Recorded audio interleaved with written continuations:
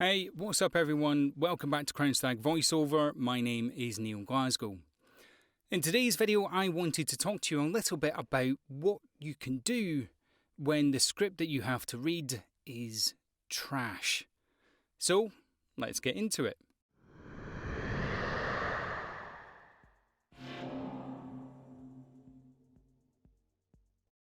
So, as you might be able to hear from my voice is a little bit tired at the minute. I've just finished doing a 4.5 hour read for a new client, doing lots of technical specifications for some of the products that they're reviewing.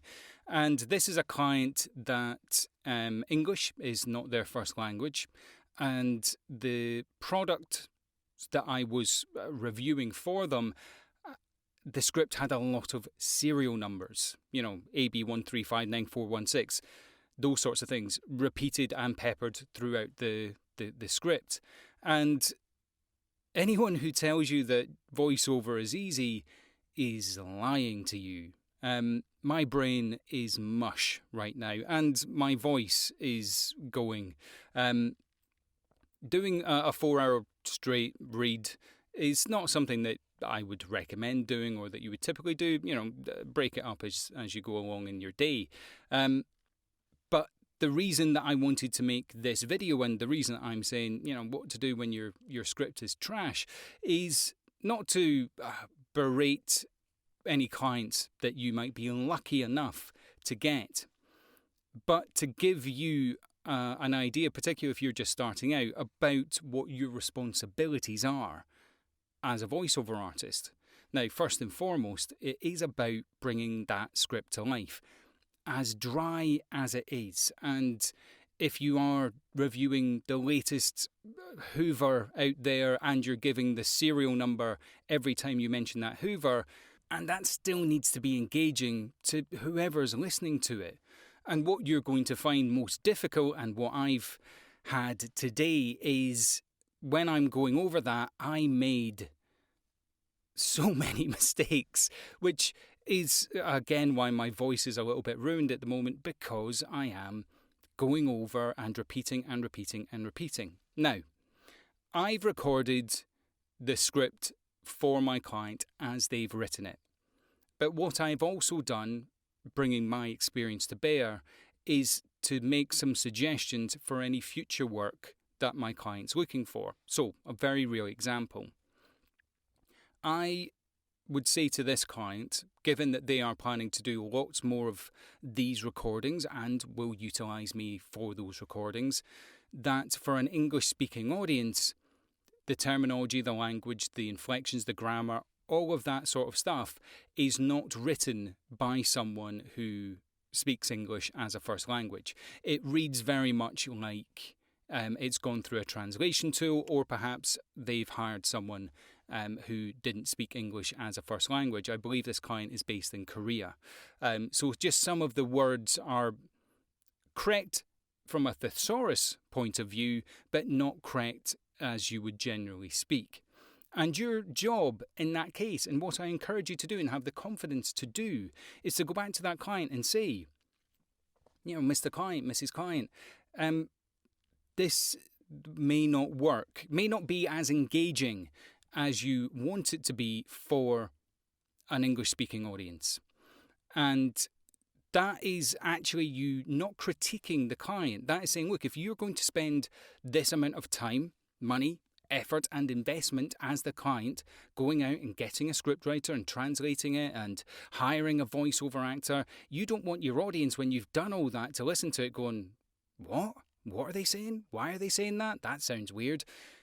You should be empowered not to critique, not to criticise, but to say, these are some suggestions that I would make. Or if you're in a position, you can offer script writing services or proofreading services.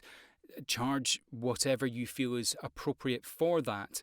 But much like the reads that I've just done, for a first engagement, I've read as the client wanted me to.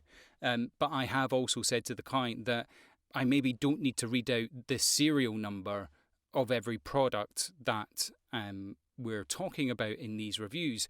I maybe don't need to use some of the language that they use because it's not correct for an English-speaking audience. And actually, having done that in the past, I know that clients who are in that position appreciate that feedback because I'm trying to make their venture as worthwhile as I possibly can. And I just think that that's something that you need to be conscious of.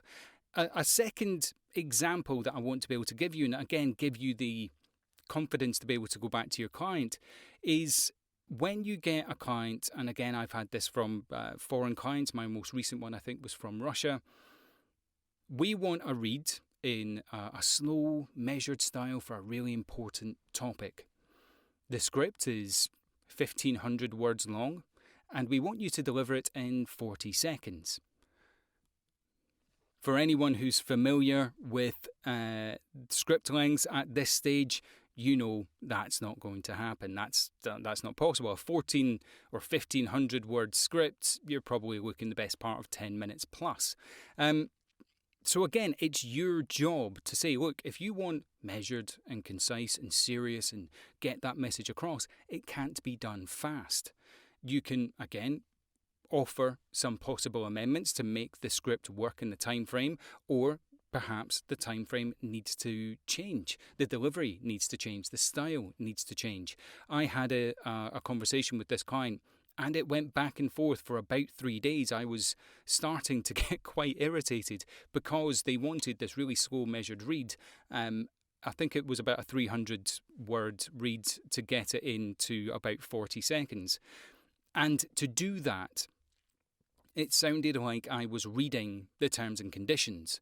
I was doing that lightning fast read. That's how you get it into the time. Well, that wasn't what they wanted. I gave them the slow pace read that they did want, and they said, that's perfect. Now get that into 40 seconds. And I just couldn't get, there was a language barrier, whatever it was, I couldn't get them to understand that they couldn't have all things. And it only took one level of escalation up to their manager to say, look, this is what I'm trying to do. But it was nearly at the point where I was in a place where I was going to walk away from the work because I couldn't give them what they asked for. It just wasn't deliverable.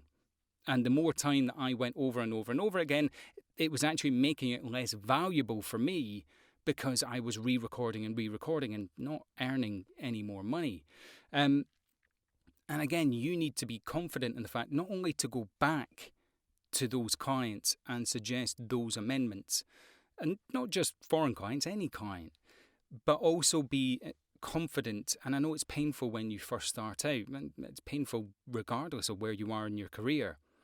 If you can't deliver what they're asking for because either they're not listening or for whatever reason, you have to be confident enough to say, look, I know what I'm doing. I know what I'm saying. This can't be done, or it can't be delivered, or whatever the reason is that makes you walk away from that client. I never like to walk away from a client, but I also know that after a certain point of revision and rewrites and revisions and rewrites and still trying to deliver, whatever my charge is becomes less and less valuable to me as the voiceover artist. And ultimately, you have to make that decision on when and where you cut your losses. I think that if the script that I read today was to be repeated 2, 3, 4 times, and the client isn't taking on what I've suggested to make it the best product that it possibly can, if I go through another 4-hour day today of reading serial numbers, can I do it? Yeah. But my brain is mush. And do I want to be committing to doing that to myself day in and day out for the next however long it takes me to complete their project? Yeah, it's something to seriously consider. If you need to walk away from jobs that either aren't paying enough or are a detriment to you getting better jobs, more jobs, do that. Don't feel like you can't have that control over your career. Voiceover and the client is very much a partnership. It's not a parent-child relationship. And I just wanted to give you that advice, confidence, however you want to say it. As I say, my brain's mush. If you've liked this video, give it a like and subscribe. If not, thumbs down. Again, that's absolutely fine. And leave me a comment in the comment section below. And remember, you can absolutely be a voiceover artist. I'll see you in the next video.